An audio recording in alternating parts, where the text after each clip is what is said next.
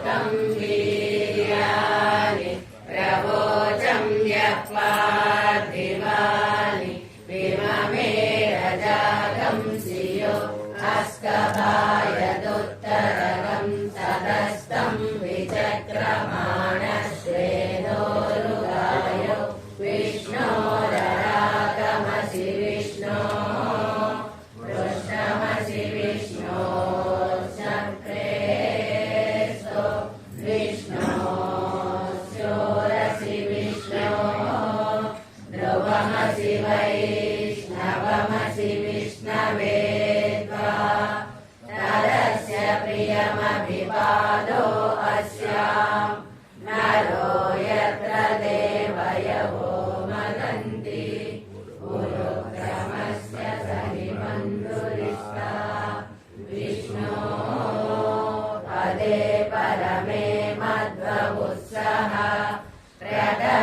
प्रदद्विष्णुस्तवते वीर्याय मृगो न भीमः कुचरो गिरिशाः यशोषु त्रिषु विक्रमणेषु अधिक्षयन्ति भुवनानि विश्वा परो मात्रया तनुवावृदान न ते महित्वमन्वस्नुवन्ति कुवेते विद्मरजसि पृथिव्या विष्णो देवत्वं परमस्य वित्से विष्णुर्वषट्कारो भूतभव्यभवत्प्रभुः भूतकृद्भूतकृद्भावो भूतात्मा भूतभावनः भूतात्मा परमात्मा च मुक्तानां परमागतिः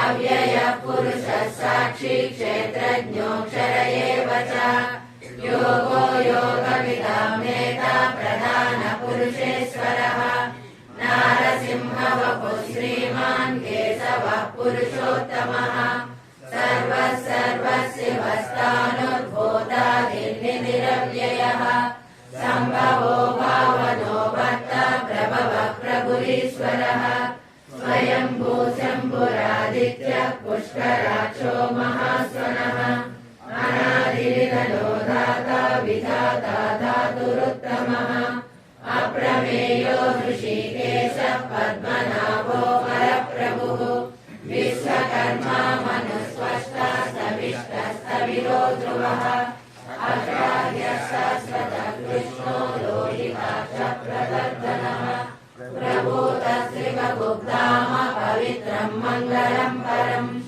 ईशानः प्राणदः प्राणो ज्येष्ठः श्रेष्ठः प्रजापतिः हिरण्यगर्भो भूगर्भो माधवो मधुसूदनः ईश्वरो विक्रमी तन्वी मेधावी विक्रमप्रभः अनुत्तमो दुरादर्शः कृतज्ञः कृतिरात्मवान् सुरेशः शरणं शर्म विस्मरेता प्रजाभवः संवत्सरो व्यालः प्रत्ययः सर्वदर्शनः अजः सर्वेश्वरः सिद्धः सिद्धिः सर्वादिरच्युतः वृषा कपिलमेयात्मा सर्वयोगविनिःसृतः वसुर्वसुमना सत्यः समात्मा संमितः समः अमोघः पुण्डरीकाक्षो वृषकर्मा वृषाकृतिः रुद्रो बहुशिरा बभ्रुः विश्वयोनिः सुतिस्रवाः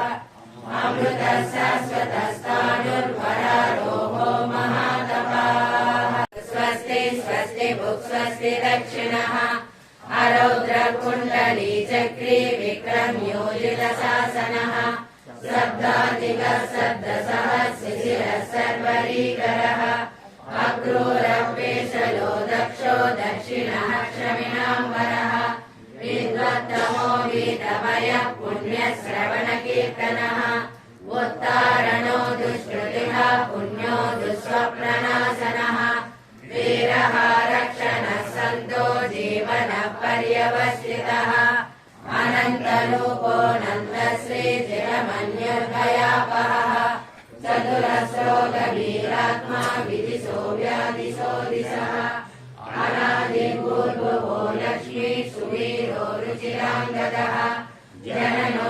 जनजन्मादिर्भीमो भीमपराक्रमः आधारनिलयो दाता पुष्पहासः प्रजागरः ऊर्ध्वगः सत्त्वदाचारः प्राणदः प्रणवप्रणः प्रमाणं प्राणनिलयः प्राणभृत् प्राणजीवनः तत्त्वं तत्त्वविदेकात्मा जन्म मृत्युजरादिगः भूर्भुवस्वस्तरुस्तारः सविता प्रपितामहः यज्ञो यज्ञपतिर्यज्ञा यज्ञाङ्गो यज्ञवाहनः यज्ञभृत्यज्ञकृत्यज्ञी यज्ञभृत्यज्ञसाधनः यज्ञान्तकृत्यज्ञगुह्यामन्नमन्नादयेव च आत्मयोनि स्वयं जातो वैतानः सामगायनः देवकीनन्दन स्रष्टा क्षितिजा पापनाशनः शङ्खबृन्नन्दकी चक्री साङ्गधन्वा गदाधरः प्रधाङ्गपाणिरक्षोभ्यः सर्वप्रहरणायुधः सर्वप्रहरणायुध ॐ नम इति वनमाली गदी साङ्गी शङ्की चक्री च नन्दकी श्रीमन्नारायणो विष्णुर्वासुदेवो विरक्षतु वनमाली गदी साङ्गी शङ्की चक्री च नन्दकी श्रीमन्नारायणो विष्णुर्वासुदेवो विरक्षतु वनमाली गदी साङ्गी शङ्की चक्री च नन्दकी श्रीमन्नारायणो विष्णुर्वासुदेवो विरक्षतु हरिः ओम् श्रीमद्भगवद्गीता द्वादशोऽध्यायः भक्तियोगः अर्जुन उवाच एवं सततयुक्ताये भक्ताः स्वां पर्युपासते ये चाप्यक्षरमव्यक्तम् तेषां ये योगवित्तमाः श्रीभगवानुवाच मय्यावेश्य मनो ये मां नित्ययुक्ता उपासते श्रद्धया परयोपेताः ते मे युक्ततमा मताः ये त्वक्षरमनिर्देश्यम् अव्यक्तं पर्युपासते सर्वत्र गमचिन्त्यं च कूटस्थमचलं ध्रुवम् संनियम्येन्द्रियग्रामम् सर्वत्र समबुद्धयः ते प्राप्नुवन्ति मामेव सर्वभूतहिते रताः क्लेशोऽधिकतरस्तेषाम् अव्यक्तासक्तचेतसाम् अव्यक्ता हि गतिर्दुःखम् देहवद्भिरवाप्यते ये तु सर्वाणि कर्माणि मयि सन्न्यस्य मत्पराः अनन्येनैव योगेन मां ध्यायन्त उपासते तेषामहं समुद्धर्ता मृत्युसंसारसागरात् भवामि न चिरात् पार्थ मय्यावेशितचेतसाम् मय्येव मन आदर्श मयि बुद्धिं निवेशय निवशिष्यसि मय्येव अत ऊर्ध्वं न संशयः अथ चित्तं समाधातुं न शक्नोषि मयि स्थिरम् अभ्यासयोगेन ततो मामिच्छाप्तुं धनञ्जय मङ्गलं सुमुखो देवा मङ्गलम् आपुवाहन मङ्गलं विघ्नराजाय मङ्गलं स्कन्दपूर्वज ॐ मङ्गलं सद्गुरुभ्योऽस्तु तद्गुरुभ्योऽस्तु मङ्गलम् आत्मस्य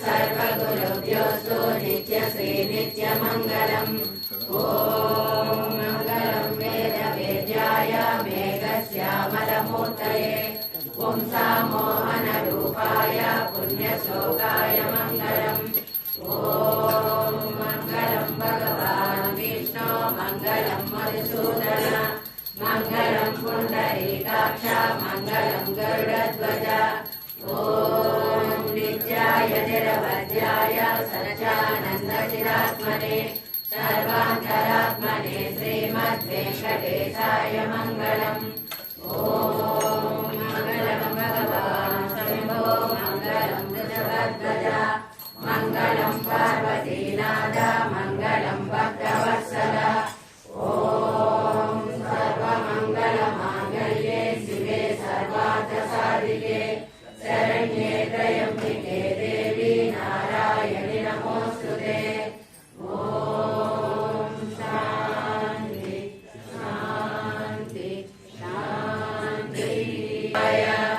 अमृतत्वाय जीवसे जातां जनिष्यमाणां च अमृते सत्ये प्रतिष्ठिताम् अधर्वपितुं मे गोपाय रसमन्नमिहायुषे अदब्धायोऽसि ततनो अविषन्नपितुं कृणु सर्गस्य पशून् मे गोपाय द्विपादो ये चतुष्पदः अष्टासहस्रयज्ञे ये चैकसभासुगाः सप्रदस्तवा मे गोपाय ये च सभ्याः सभासदः तानीन्द्रियावतः कुरु सर्वमायुरुपासताम् अहे बुद्धियमन्त्रं मे गोपाय यं सहस्रैर्विधा विदुः ऋजसामानि यजोगंसि साहि श्रीरमृता सताम्। ॐ शान्ति शान्ति शान्ति। प्रसन्नसायिने नमो वयं वै श्रवणाय कुर्महे समे कामान् कामकामाय मह्यम् कामेश्वरो वै श्रवणो ददातु कुबेराय वै श्रवणाय महाराजाय नमः। ॐ तद्ब्रह्म ॐ तद्वायुः ॐ तदात्मा ॐ तत्सत्यम् ॐ तत्सर्वम् ॐ तत्पुरो नमः। अन्तःसरति भूतेषु गुहायां विश्वमूर्तिषु त्वं यज्ञस्त्वं वषट्कारस्त्वमिन्द्रस्त्वं रुद्रस्त्वं विष्णुस्त्वं ब्रह्मस्त्वं प्रजापतिः त्वं तदाप आपो ज्योतिरसोऽमृतं ब्रह्म भूर्भुवस्सु वरो ईशानः सर्वविद्यानाम् ईश्वरः सर्वभूतानां ब्रह्माधिपतिर्ब्रह्मणोऽधिपतिर्ब्रह्मा शिवो मे अस्तु सदा शिवो। तद्विष्णोः परमं पदकं सदा पश्यन्ति सूरयः दिवीव चक्षुराततम् तद्विप्रासो विपन्यवो जागृभागं सस्समिन्दते विष्णो यत्परमं पदम् हृदयं सत्यं परं ब्रह्म पुरुषं कृष्णपिङ्गलम् ऊर्ध्वरेतं विरूपाक्षं विश्वरूपाय वै नमो नमः। ॐ नारायणाय विद्महे वासुदेवाय धीमहि तन्नो विष्णुः प्रचोदयात्। आकाशात् पतितं तोयं यथा गच्छति सागरम् सर्वदेव नमस्कारं केशवं प्रति गच्छति। ॐ शान्ति शान्ति शान्ति। कमलमिह मनसि लसतु मम नित्यम् गरुडगमन तव चरण कमलमिह मनसि लसतु मम नित्यम् मनसि लसतु मम नित्यम् मम पापमपा गुरुदेवा मम पापमपा गुरुदेवा मम पापमपा गुरुदेवा मम पापमपा गुरुदेवा जलनयन विधिनमुतिहरण मुख विबुध विबुध पद पद्मा जलनयन विधिनमुतिहरण मुख विबुध विनुद पद पद्मा विबुध विनुद पद पद्मा मम तापमपा गुरुदेवा मम तापमपा गुरुदेवा मम तापमपा गुरुदेवा मम तापमपा गुरुदेवा वेङ्कटचक्रधर दुष्टदैत्यहर सर्वलोकचरणा वेङ्कटचक्रधर दुष्टदैत्यहर सर्वलोकचरणा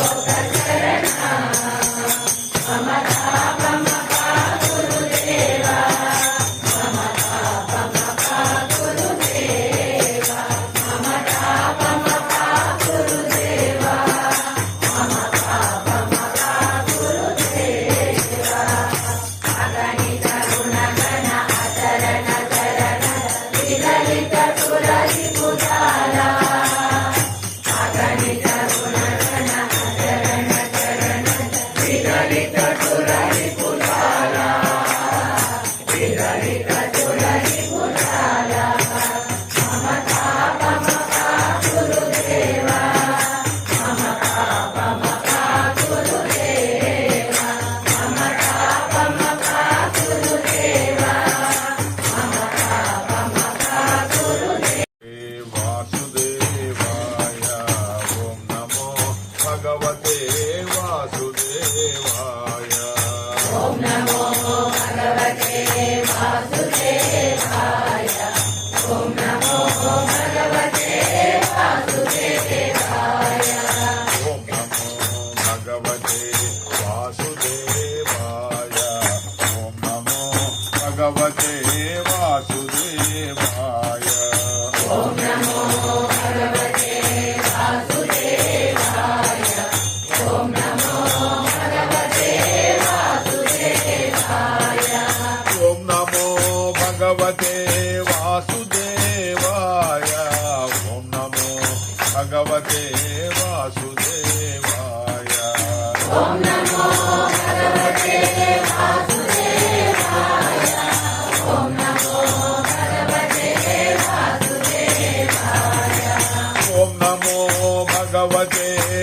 वासुदेवाय ओम नमो भगवते वासुदेवाय ॐ नमो भगवते वासुदेवाय ॐ नमो भगवते वासुदेवाय नमो भगवते वासुदेवाय ओम नमो भगवते वासुदेवाय ॐ नमो भगवते वासुदेवाय ॐ नमो भगवते वासुदेवाय ओम नमो भगवते वासुदेवाय ओम नमो भगवते वासुदेवाय ॐ नमो भगवते वासुदेवाय ॐ नमो भगवते वासुदेवाय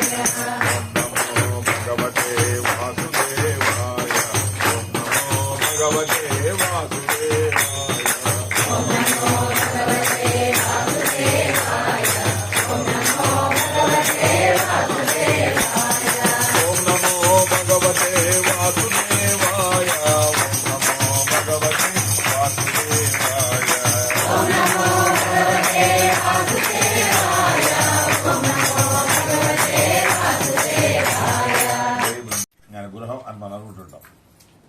కానీ పద్మపురాణంలో శ్రీ మహావిష్ణువు నారదుడితో ఒక విషయం చెప్పాడు.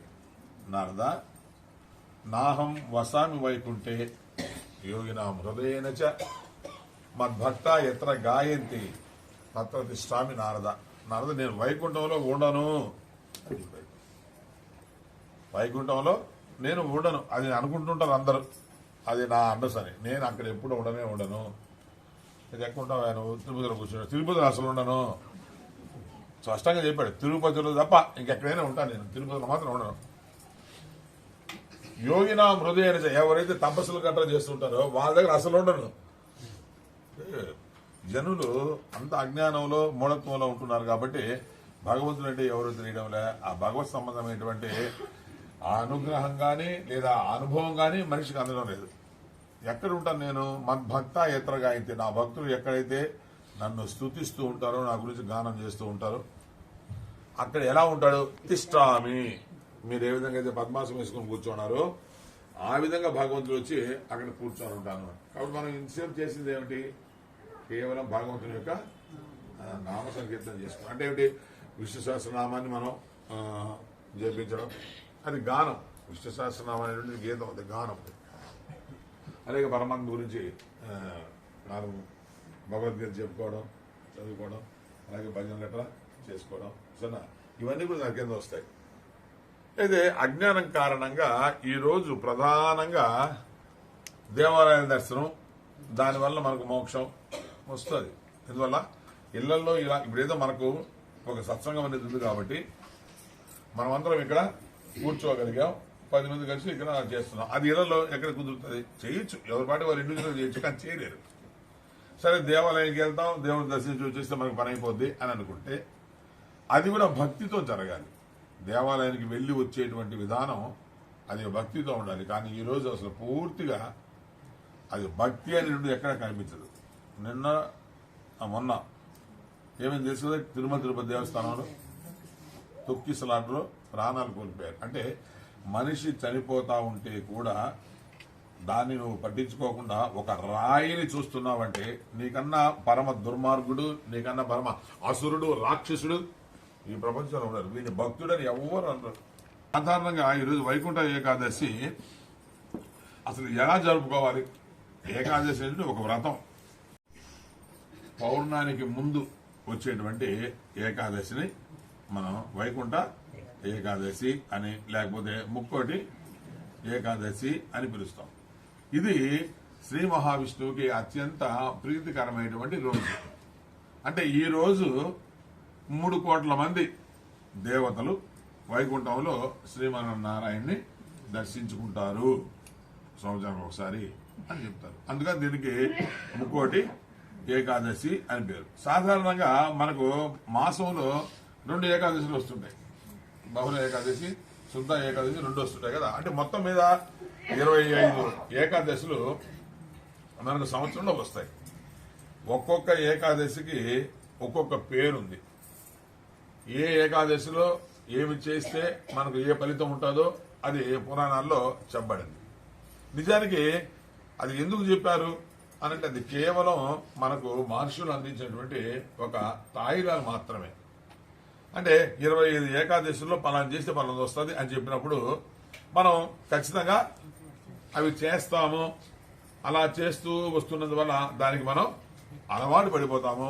అలవాటు పడిన తర్వాత ఎప్పుడు నిరంతరం భగవంతుని యొక్క ధ్యానంలో మనం ఉంటాము, మంచిగా జీవిస్తాము అనే ఉద్దేశంతో మహర్షులు మనకు అనేక రకాల ఈ వ్రతాలు, నోములు, పండుగలు ఇవన్నీ కూడా నిర్దేశించడం జరిగింది.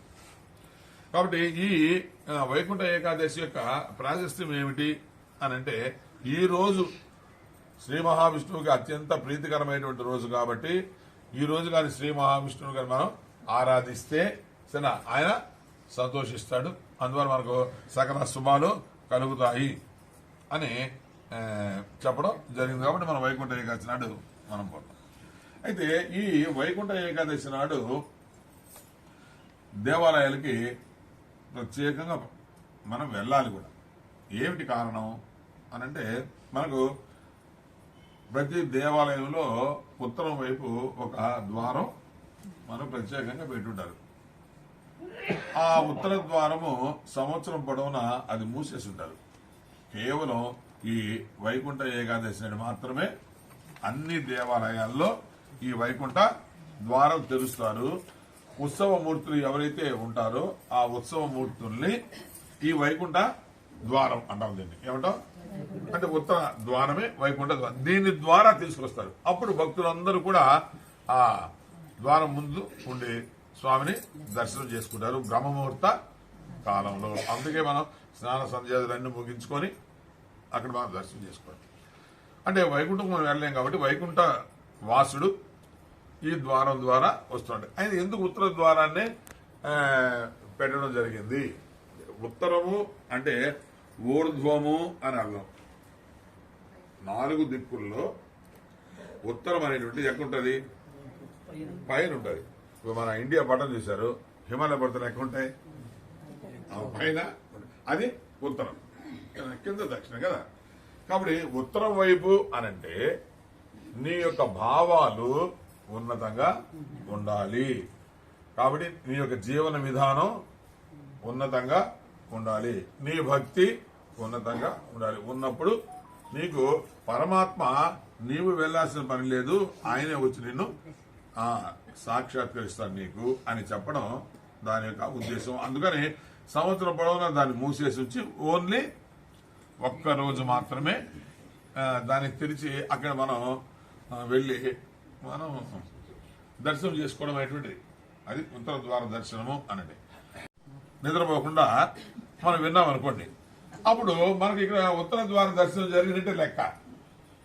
అందుకని ఎందుకు పరమాత్మను దర్శించడం, అక్కడ పోయి తోపునాల్లో ఒకరిని ఇబ్బంది పెట్టామనుకోండి, అప్పుడు పరమాత్మ ఎక్కడ అనుగ్రహిస్తాడు చెప్పండి? అది ఎంత అన్యాయకరమైన విషయం. కాబట్టి పరమాత్మను మనం ఎలా దర్శించాలి, ఎట్లా వెళ్ళేసి రావాలి అనేది కూడా భక్తిలో ఒక భాగంగానే ఉంటుంది. అయితే వైకుంఠ ఏకాదశి యొక్క ప్రాశస్త్యం నారాయణకు ప్రీతికరమైంది. ఎందుకు అయింది అనంటే దీనికి సంబంధించి మనకు అనేక కథలు ఉన్నాయి. వైకుంఠ ఏకాదశి చిన్న విషయం కాదు, ఇది చాలా గొప్ప. పూర్వం వైఖానసుడు అనేటువంటి ఒక రాజుగారు ఉండేవారు. మహా ధర్మాత్ముడు, ధర్మపాలన చేసేటువంటి వాడు, పుణ్యచరితుడు, నిరంతరం శ్రీమన్నారాయణని ఆరాధిస్తూ ఉండేటువంటి రాజుగారు. ఒకసారి ఆయనకి ఒక కాలు వచ్చేది, ఒక స్వప్నం. దాంట్లో ఆయన తాత ముత్తాతలు, ఆయన పూర్వీకులందరూ కూడా వచ్చి ఆయన కళ్ళలో కనిపించి, నాయన మేమందరం చేసినటువంటి దుర్మార్గాల వల్ల మేమందరం నరకం ప్రాప్తి పొందాం. ఈ నరకంలో యమయాతనలు అనుభవిస్తూ ఉన్నాము. కనుక నీవు పుణ్యాత్ముడివి, ఎలాగైనా ఈ నరక బాధల నుంచి మమ్మల్ని విముక్తి చేయమని వాళ్ళు ఆయన్ని ప్రార్థించారు. ఆయన ఎంత ధర్మాత్ముడైనా చనిపోయినటువంటి ఆ పితృదేవతల్ని ఎలా ఈ యమగండం నుంచి తప్పించాలి అని ఆయన తరుణోపాయం అర్థం కాక ఒక మహర్షి దగ్గరికి వెళ్ళాడు. పర్వత మహర్షి, మా గొప్ప తపస్సంపన్నుడు. ఆయన దగ్గరికి వెళ్ళి ఆయన్ని ప్రార్థించాడు, స్వామి ఎలాగైనా సరే మా పూర్వీకులు జరగాలి. అప్పుడు ఆయన దివ్య దృష్టి ద్వారా చూస్తే అక్కడ మహాదారుణంగా ఈ పూర్వీకులందరూ కూడా బాధల్ని అనుభవిస్తూ ఉన్నారు. అప్పుడు ఆ మహారాజు చెప్పి, నాయన దీనికి తరుణోపాయం ఒక్కటే, వైకుంఠ ఏకాదశి వ్రతాన్ని నువ్వు ఆచరించడం. త్రికరణ శుద్ధిగా దీన్ని కానీ ఆచరిస్తే తప్పనిసరిగా మీ వాళ్ళు యమ లోకం నుంచి బయటపడమే కాదు, స్వర్గలోకానికైనా పోతారు, వాళ్ళు పుణ్యపడి వైకుంఠానికైనా పోతారు అని చెప్పాడు. చెప్తే ఆ మహారాజు ఈ యొక్క వైకుంఠ ఏకాదశి వ్రతాన్ని ఆచరించాడు. కారణంగా తత్ఫలితంగా ఈ పూర్వీకులందరూ కూడా వాళ్ళు స్వర్గలోకానికి వీరు దీంట్లోంచి వైకుంఠానికి పోరా, ఎక్కడ పోయారు? వాళ్ళు స్వర్గలోకానికి పోయారు. అంటే ఈ బాధల నుంచి విముక్తులై సరే మంచి జీవితాన్ని పొందారు. అందువల్ల వైకుంఠ ఏకాదశికి అంత మహిమ ఉన్నది అని చెప్తారు. పద్మపురంలో ఇంకో కథ ఉంది. పూర్వం అంటే కృతయుగంలో, అంటే మొట్టమొదటి యుగం, దాంట్లో మొరాసురుడు అనేటువంటి ఒక రాక్షసుడు ఉండేవాడు. వాడు బ్రహ్మచేత వరాలు పొంది ఇక అన్ని రకాల దండయాత్రలు, బ్రాహ్మణుని హింసించడం, ఋషుల్ని చంపడం, యజ్ఞయాగాది కృతులను పాడు చేయడం, ఎక్కడ భక్తులుంటే ఆ భక్తులందరూ కూడా హింసించడం, ఇలా చేస్తూ ఉంటే చివరికి ఆ దేవలోకం మీద కూడా దాడి చేసి మహేంద్రుడిని సాగుబాదాడు. అక్కడి నుంచి వాడు పారిపోయాడు ఇంద్రుడు. అప్పుడు దేవతలందరూ కలిసి శివుని దగ్గరికి వెళ్ళి కైలాసానికి వెళ్ళి ఆయన మొరపెట్టుకున్నాడు, అయ్యా మా పరిస్థితి ఎలా ఉంది, మేము అసలు మాకు ఇల్లు లేకుండా అయిపోయామని. అప్పుడు శివుడు ఏమన్నాడంటే, నాయన ఇది నేను చేసేటువంటి పని కాదు, మీరు వెళ్ళి వైకుంఠంలో శ్రీమన్నారాయణ దర్శించి ఆయనకి చెప్పుకోండి కథలు, మీ కథ అంతా కూడా అని అంటే, అప్పుడు ఈ దేవతలంతా వెళ్ళి ఆ శ్రీ మహావిష్ణు యొక్క పాదాల మీద పడ్డారు. స్వామి ఇట్లా దేవలోకాన్ని నుంచి మేము మమ్మల్ని వాడు వెడలు కొట్టాడు, ఇలా ఉన్నామని. అప్పుడు శ్రీ మహావిష్ణువు వాళ్ళకి అభయం ఇచ్చి ఆయన గొప్ప సైన్యంతో వెళ్ళి ఈ రాక్షసులందరినీ కూడా ఆయన సంహరించాడు. కానీ మూలాసురుడు మాత్రం అక్కడి నుంచి తప్పించుకొని వాడు సముద్ర గర్భంలోకి వెళ్ళి అక్కడ దాక్కున్నాడు. సరే, శ్రీ మహావిష్ణువు వీడు ఎలాగ రాకుండా పోతుందో చూద్దామని ఆయన ఒక పన్నాగు పని ఆయన బద్రికాశ్రమంలో, బద్రికా వనం అన్నాడు, అక్కడ ఆయన ఒక గుహలో ఆయన తపస్సు చేసుకుని విశ్రమించి ఉన్నాడు శ్రీ మహావిష్ణువు. అంటే వాడిని చంపడం సులభం కాదు, ఎందువల్ల వాడు బ్రహ్మచేత వరాలు పొంది ఉన్నాడు. ఆయన తపస్సు నిమగ్నమై ఉంటే వీడికి ఆ విషయం తెలిసి ఎలాగైనా ఆయన్ని ఈ టైంలో సంహరిస్తాము అనే ఉద్దేశంతో ఒక పెద్ద కత్తి తీసుకొని ఆయన తపస్సులో నిమగ్నమై ఉంటే, ధ్యానంలో ఉంటే శ్రీ మహావిష్ణువు వీడు అక్కడ ఒక్కసారిగా ప్రత్యక్షమై ఆ కత్తితో శ్రీ మహావిష్ణువు యొక్క శిరస్సును ఖండించాలని ప్రయత్నం చేసినప్పుడు శ్రీ మహాలక్ష్మి ఎప్పుడు ఆయన పక్కనే ఉంటుంది కనుక ఆమె దుర్గా అవతారంలో బయటకు వచ్చి వాడి తలని అదే కత్తితో ఖండించింది. అప్పుడు శ్రీ మహావిష్ణువు కళ్ళు తెరిచి చూచి ఆమెని స్తుతించి ఆమెను అభినందిస్తూ ఆమెకి ఏకాదశి అనేటువంటి నామకరణం చేశాడు ఆ సమయంలో. ఎందుకంటే అది ఆ రోజు. అందుకని శ్రీ మహాలక్ష్మి ఎవరి పేరు? ఏకాదశి అనేది శ్రీ మహాలక్ష్మి యొక్క పేరు. ఈ పాల సముద్రం చిరికినప్పుడు, క్షీరసాగర మదనం జరిగినప్పుడు లక్ష్మీదేవి ఎప్పుడు బయటకు వచ్చింది, ఎప్పుడు ఆవిర్భవించింది అనంటే ఏకాదశి నాడే ఆమె బయటికి వచ్చింది, ఆవిర్భవించింది. అందువల్ల ఏకాదశి అనేటువంటిది అది ఆమె యొక్క బర్త్డే, ఆమె యొక్క పుట్టినరోజు. అంతేకాకుండా శ్రీ మహావిష్ణువుకి అందుకనే అది అంత ఇష్టమైనటువంటి రోజు, ప్రాణిష్టమైన దాని కనబడ. అందువల్ల శ్రీ మహావిష్ణువు ఒకవైపు, అలాగే శ్రీ మహాలక్ష్మికి ఇద్దరికి సంబంధించినటువంటి ఒక పుణ్యప్రదమైనటువంటి రోజు. కాబట్టి ఈ రోజు మనం భగవంతుని మనసారా ఆరాధిస్తే మనకు సర్వ శుభాలు కలుగుతాయి అని చెప్పడం జరిగిందన్నమాట. అయితే ఈ ఏకాదశి నాడు అనేక మంది దీని ద్వారా అనేక లాభాలు పొందడం జరిగింది. శ్రీరాముడు కూడా ఏకాదశి వ్రతాన్ని ఆచరించి శివుణ్ణి ఆరాధించి అప్పుడు సముద్రాన్ని దాటి సీతమ్మని తీసుకుని రావడం జరిగింది. భాద్రపద మాసంలో వచ్చేటువంటి ఏకాదశికి పద్మ ఏకాదశి అని పిలుస్తారు. అంటే ఏకాదశి చాలా ఉన్నాయని చెప్పాం కదా. ఈ పద్మ ఏకాదశి నాడు వరుణదేవునికి అందరూ ప్రార్థనలు చేస్తారు సకాలంలో వర్షాలు పడడం కోసం. సో అది వరుణదేవునికి సంబంధించినటువంటి ఏకాదశి. అలాగే చైత్ర మాసంలో వచ్చే ఏకాదశి, శుద్ధ ఏకాదశి, అది రామ ఏకాదశి అని పిలుస్తుందండి. మనకు ఉండేటువంటి సర్వ కోరికలు ఏవైనా సరే అవి తీరుతాయి ఆ రోజున, ఆ వ్రతాన్ని కానీ మనం ఆచరిస్తే అని చెప్తారు. అలాగే ఆషాఢ మాసంలో వచ్చేటువంటి ఏకాదశికి యౌహిని ఏకాదశి అని పిలుస్తారు. ఇది సర్వరోగ నివారణి. ఏమైనా కుష్ఠ రోగాలు కూడా ఆ రోజుల్లో ఈ వ్రతం చేస్తే ఆ కుష్ఠ రోగాలు కూడా నయమయ్యేటువంటి పరిస్థితి ఉండేది. అలాగే ఇక మాఘమాసంలో వచ్చేటువంటి ఏకాదశి భీష్మ ఏకాదశి. అంటే సాధారణంగా భీష్ముడు ఏకాదశి నాడు ఆయన ప్రాణాన్ని త్యజించాడు అని చెప్తారు. కానీ ఆయన అష్టమి నాడే ప్రాణాన్ని విడిచిపెట్టాడు. కానీ ఆయన ప్రాణం ఆయన చేతిలో ఉండేది కాబట్టి ఆయన ఎప్పుడు అనుకుంటే అప్పుడు మరణించే స్థితి ఆయనకు ఉంది. కాబట్టి ఏకాదశి మంచి రోజు అని మనం వాళ్ళంతా కూడా భావించి ఆయన ఏకాదశి నాడు మరణించాలని చెప్తూ ఉంటారు. కానీ ఆయన ఆ ప్రాణాన్ని విడిచిపెట్టింది మాత్రం అష్టమి రోజు, అందులో భీష్మాష్టమి రోజు ఆయన పోయారు. కానీ మనమంతా కూడా ఏకాదశిని కూడా భీష్ముని యొక్క ఉత్క్రమణంగా మనం చెప్పుకొని మనం దాన్ని ఆరాధిస్తూ మనం ఉంటాం. అయితే ఈ అన్ని ఏకాదశుల్లో అత్యంత విశిష్టమైనటువంటిది, ప్రాశస్తమైనటువంటిది వైకుంఠ ఏకాదశి. అయితే ఈ వైకుంఠ ఏకాదశి వ్రతాన్ని ఎలా చేయాలి అంటే ఇది చాలా పెద్ద వ్యవహారం, అంత సులభమైనది కాదు. 3 రోజులకు సంబంధించినటువంటి వ్రతం. ఏకాదశి వ్రతం అనేటువంటిది 3 రోజులు. మొట్టమొదట దశమి రోజు ఉదయాన్నే నిద్ర లేచి నదుల్లో వాటిలో స్నాన సంధ్యాలు ముగించుకొని పరమాత్మని ఆరాధించే తండ్రి నేను ఏకాదశి వ్రతాన్ని ఆచరించడానికి ఉద్యుక్తుడిని అవుతున్నాను అని ఆ రోజులో ఆయనకి చెప్పుకొని మధ్యాహ్నం ఒక పూట మాత్రమే భోజనం చేసి ఆ రోజంతా కూడా భగవత్ సంబంధమైనటువంటి కార్యక్రమాలు ఆలోచనలతో మనం ఉండాలి. రెండవ రోజు ఏకాదశి నాడు కేవలం తులసి తీర్థాన్ని మాత్రమే తీసుకో, ఉదయం నుంచి రాత్రి వరకు. అంటే ఆ రోజు ఏమి ముట్టకూడదు. నువ్వు కేవలం ఆ తులసి నీళ్లు మాత్రమే నువ్వు త్రాగుతూ ఉండాలి. రోజంతా కూడా భగవత్ సంబంధమైనటువంటి కార్యకలాపాలు చేస్తూ ఉండాలి. ఏదో పూజలో పురస్కారం భజన.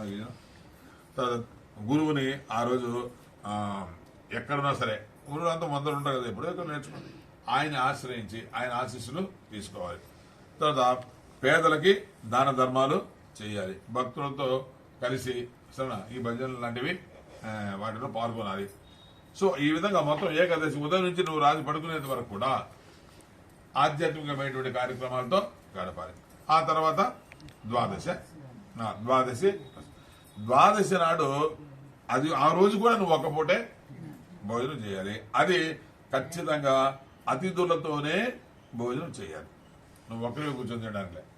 ఆ రోజు అతిథుల్ని అభ్యాగతుల్ని పిలుచుకొని మధ్యాహ్నం పూజ పురస్కారం అయిపోయిన తర్వాత వాళ్లతో కలిసి భోజనం చేయాలి. ఆ రోజు కూడా ఆ వచ్చిన వాళ్ళని మనం గౌరవించడం, పేదలకు దాన ధర్మాలు చేయడం, సరేనా, ఇలాంటివన్నీ కూడా చేయాలి. ఇలా 3 రోజులు ఈ వ్రతాన్ని కానీ ఆచరిస్తే అప్పుడు మనం అనుకున్నటువంటి కార్యాలు నిర్విఘ్నం అవుతాయి. ఎవరు చేస్తున్నాం ఇట్లా 3 రోజులు? ఎవరు అసలు ఏకాదశి నాడు ఉదయం ఏం తినకుండా ఉండడమే మనకు మహా కష్టం. సరే, ఒక పూట విడిచిపెట్టడమే.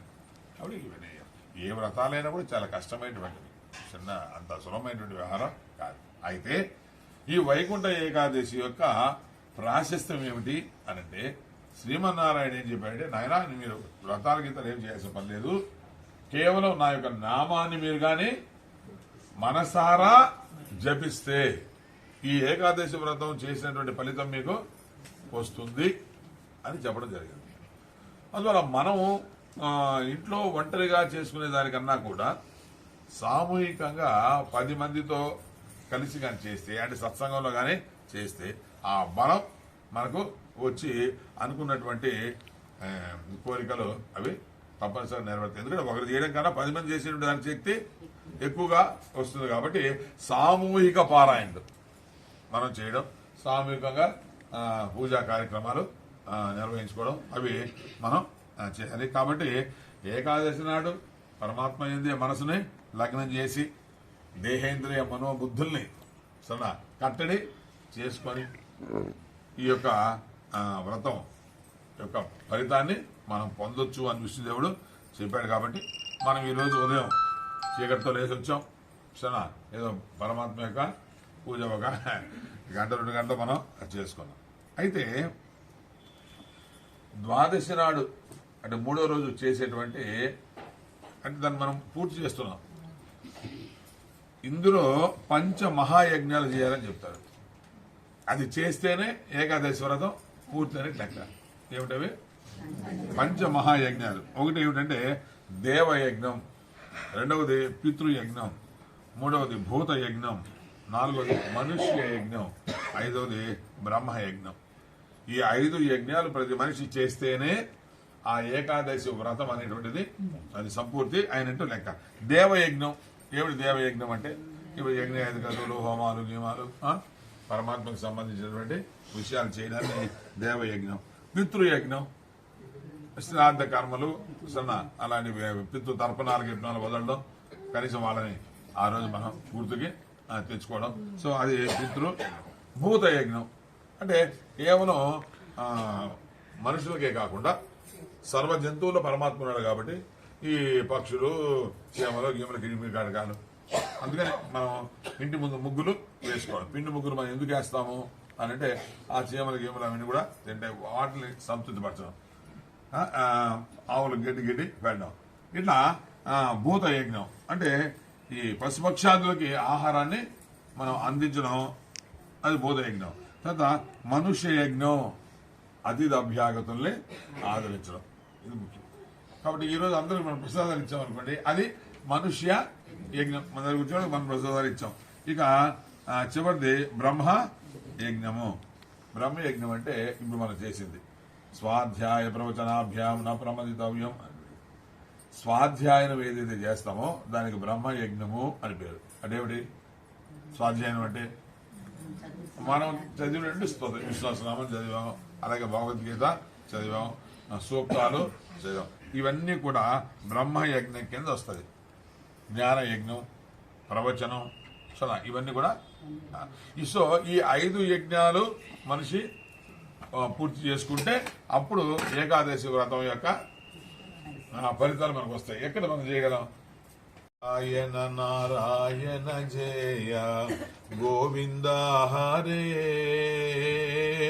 నారాయణ నారాయణ జయ గోపాల హరే, నారాయణ నారాయణ జయ గోవింద హరే, నారాయణ నారాయణ జయ గోపాల హరే, నారాయణ నారాయణ జయ గోవింద హరే, నారాయణ నారాయణ జయ గోపాల హరే,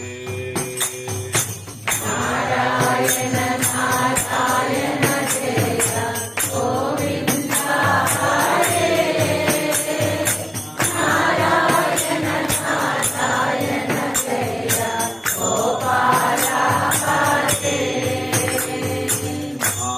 నారాయణ నారాయణ జయ గోవింద హరే, నారాయణ నారాయణ జయ గోపాల హరే, నారాయణ నారాయణ జయ గోవింద హరే, నారాయణ నారాయణ జయ గోపాల హరే, నారాయణ నారాయణ జయ గోవింద హరే, నారాయణ నారాయణ జయ గోపాల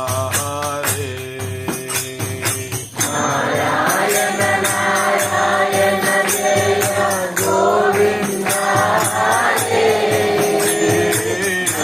నారాయణ నారాయణ జయ గోపాల హరే, సత్య నారాయణ నారాయణ జయ గోవింద హరే, నారాయణ నారాయణ జయ గోపాల హరే, నారాయణ నారాయణ జయ గోవింద హరే, నారాయణ నారాయణ జయ గోపాల హరే, సత్య నారాయణ నారాయణ జయ గోవింద హరే, నారాయణ నారాయణ జయ గోపాల హరే, నారాయణ నారాయణ జయ గోవింద హరే, నారాయణ నారాయణ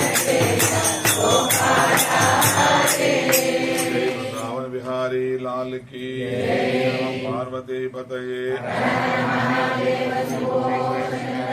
ओम नमो नारायणाय ओम नमो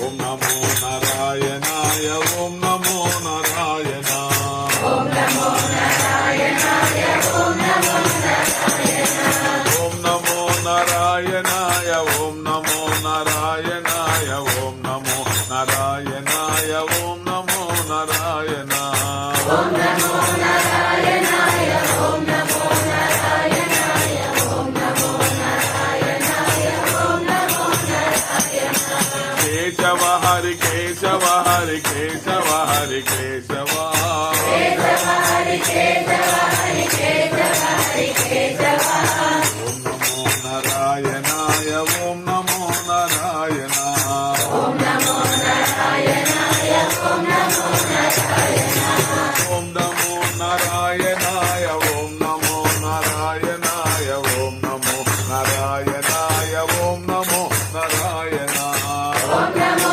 నారాయణాయ ఓం నమో నారాయణాయ ఓం నమో నారాయణాయ ఓం నమో నారాయణ మాధవ హరి మాధవ హరి మాధవ హరి మాధవ మాధవ హరి మాధవ హరి మాధవ హరి మాధవ ఓం నమో నారాయణాయ ఓం నమో నారాయణ ఓం నమో నారాయణాయ ఓం నమో నారాయణ ఓం నమో నారాయణాయ ఓం నమో నారాయణాయ ఓం నమో నారాయణాయ ఓం నమో నారాయణ ఓం నమో నారాయణాయ ఓం నమో నారాయణాయ ఓం నమో నారాయణాయ ఓం నమో గోవింద హరి గోవింద హరి గోవింద హరి గోవింద నారాయణాయ ఓం నమో నారాయణ కేశవ హరి కేశవ హరి కేశవ హరి కేశవ నమో నారాయణాయ ఓం నమో నారాయణ మాధవ హరి మాధవ హరి మాధవ హరి మాధవ ఓం నమో నారాయణాయ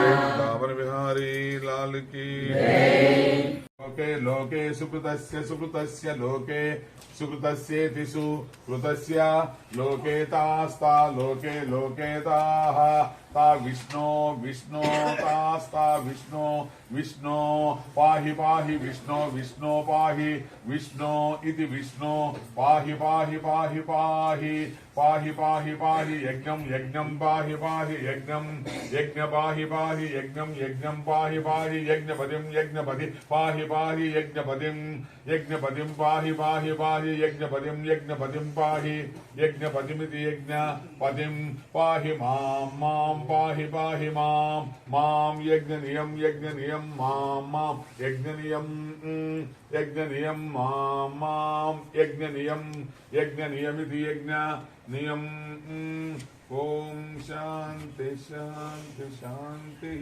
ఓం శతమానం భవస్యతాయు పురుషస్య తేంద్రియ ఆయుషేవేంద్రియ ప్రతిష్టతి ఓం సుమంగళీర్యం వధూర్మాగం సమేత పశ్యతాం సౌభాగ్యమస్మై తత్వా యదాస్తే నా విపరీతన